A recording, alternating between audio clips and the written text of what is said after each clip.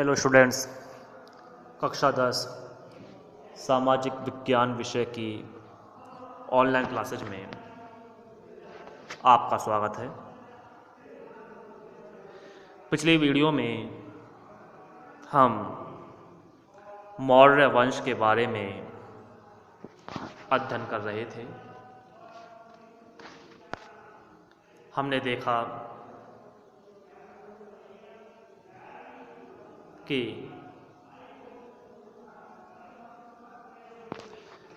भारत में नंद वंश के शासन की समाप्ति के बाद मौर्य वंश का उद्भव हुआ। चंद्रगुप्त मौर्य मौर्य वंश के प्रथम प्रतापी शासक बने। उनके बाद बिंदुसार और फिर अशोक ने मौर्य वंश को आगे बढ़ाया। अशोक की मृत्यु के बाद मौर्य वंश ज़्यादा लंबे समय तक शासन नहीं कर पाया। आखिरकार मौर्य वंश की समाप्ति हुई और कई नए वंशों का उद्भव हुआ। शुंग वंश, सातवाहन वंश, कई विदेशी जातियां जिन्होंने भारत पर आक्रमण किया और भारत के क्षेत्रों को अपने अधिकार में ले लिया। लेकिन समय का पहिया लगातार अपनी गति से चलता रहा और भारत में फिर एक बार नए वंश का उद्भव हुआ जिसे गुप्त वंश कहा गया। ये भारतीय इतिहास का स्वर्ण युग कहलाता है, क्योंकि इस वंश के आने के बाद भारत के अंतर्गत कई प्रकार के महत्वपूर्ण बदलाव आए। कला, साहित्य और संस्कृति अपने चरम पर पहुंची। कई महत्वपूर्ण काव्य खंडों, कई महत्वपूर्ण आविष्कारों का आविष्कार हुआ। वास्तुकला भी इस वंश में शिखर पर थी। मूर्ति कला आदि तमाम कलाएं सफलता के नए आयामों को छू रही थी। तो गुप्त वंश एक महत्वपूर्ण वंश के रूप में उभर कर सामने आया। जिस तरह मौर्य वंश की राजधानी पाटलिपुत्र रही, गुप्त वंश ने भी अपनी राजधानी पाटलिपुत्र को ही बनाया। कैसे रहा ये वंश और कैसे उद्भव हुआ, आइए करते हैं इसके बारे में आज सामान्य चर्चा। मौर्य वंश के पतन के बाद दीर्घ काल में यानी लंबे समय तक, हर्ष तक भारत में राजनीतिक एकता स्थापित नहीं रही।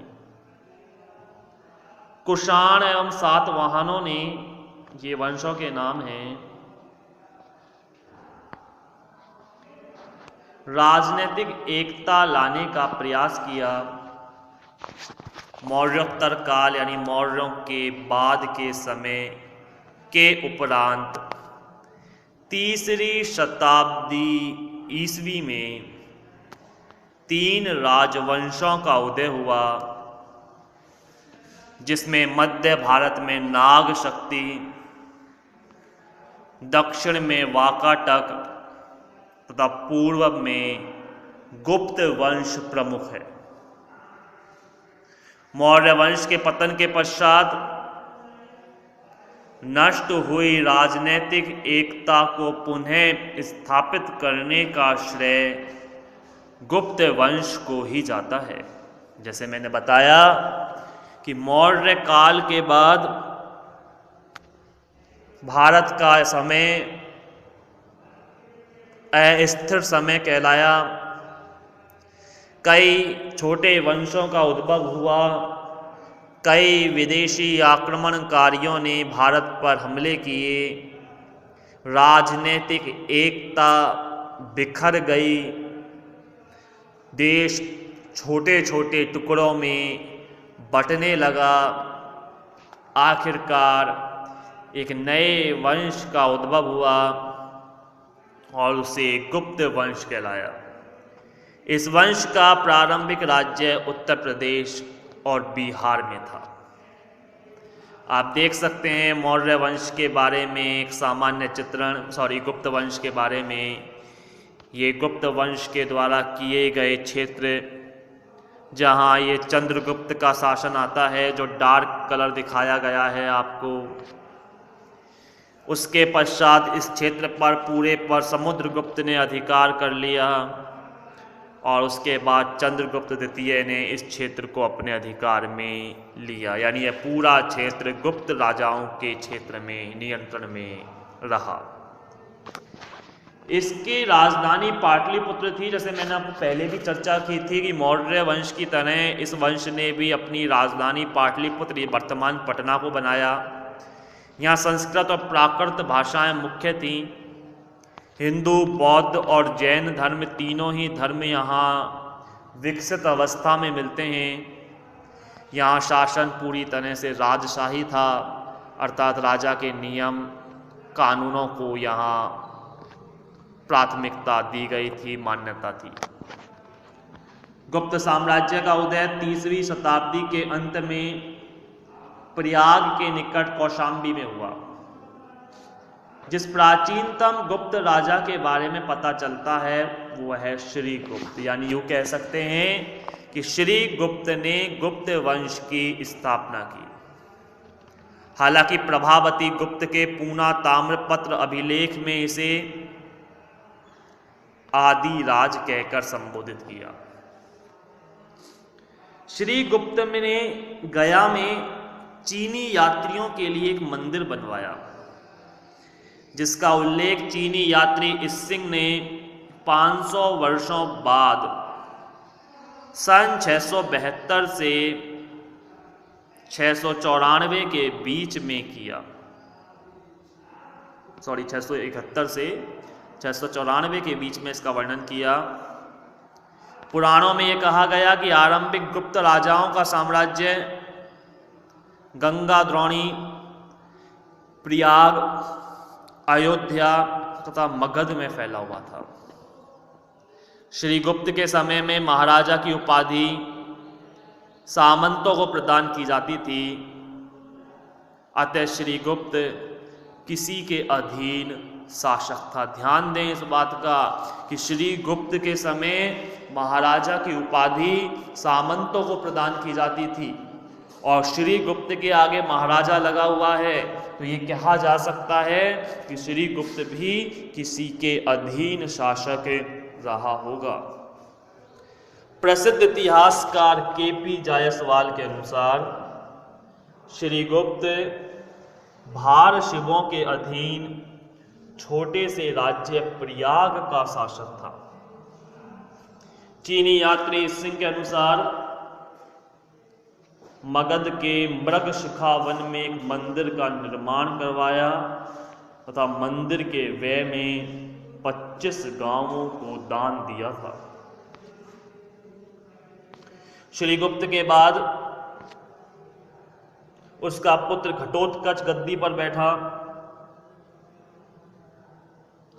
280 ईस्वी से 320 ईस्वी तक गुप्त साम्राज्य का शासक बना रहा। इसने भी महाराजा की उपाधि धारण की। प्रभावती गुप्ता के पूना एवं रिद्धपुर ताम्रपत्र अभिलेखों में घटोत्कच को गुप्त वंश का प्रथम राजा बताया गया। हालांकि गुप्त वंश की स्थापना श्रीगुप्त ने ही की थी। इसका राज्य संभवतः मगध के आसपास तक ही सीमित था। अब देखिए बात आती है संभवतः की। एक बार ऐसी चर्चा चल रही थी, मैंने बताया था कि इतिहास में दिए गए आंकड़े और तथ्य एक अनुमान पर आधारित है, लिखी गई किताबों पर आधारित है। इतिहासकारों ने जो किताबों में लिखा है उसके आधार पर ही हम इन चीज़ों का उल्लेख करते हैं। तो इसीलिए यहाँ जो शब्द आया है वो संभवतः आया है। आप देख सकते हैं ये गुप्त साम्राज्य के वंश को किस तरह से ये संपूर्ण क्षेत्र में गुप्त वंश का साम्राज्य फैला हुआ है।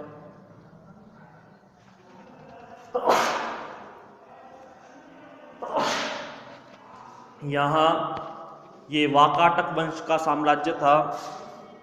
दक्षिण में चोल, चेर, पांड्यों का शासन रहा, अर्थात अलग अलग क्षेत्रों में अलग अलग शासक अपना अधिकार कर रहे थे।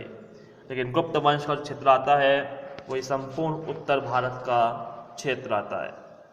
तो इस तरह से गुप्त वंश मौर्य वंश के बाद स्थापित होने वाला वंश था। हालांकि मौर्य वंश के बाद कई और छोटे वंशों का उद्भव हुआ, लेकिन जिस वंश के आने के बाद भारत में एक बार पुनः राजनीतिक एकता स्थापित हुई, भारतीय जीवन को एक नई गति मिली, वह गुप्त वंश ही था। तो गुप्त वंश के बारे में आज हमने एक सामान्य जानकारी प्राप्त की। गुप्त वंश के अन्य राजाओं जैसे चंद्रगुप्त प्रथम, समुद्रगुप्त, चंद्रगुप्त द्वितीय आदि की चर्चा हम आगामी वीडियो में करेंगे। लेकिन तब तक के लिए धन्यवाद।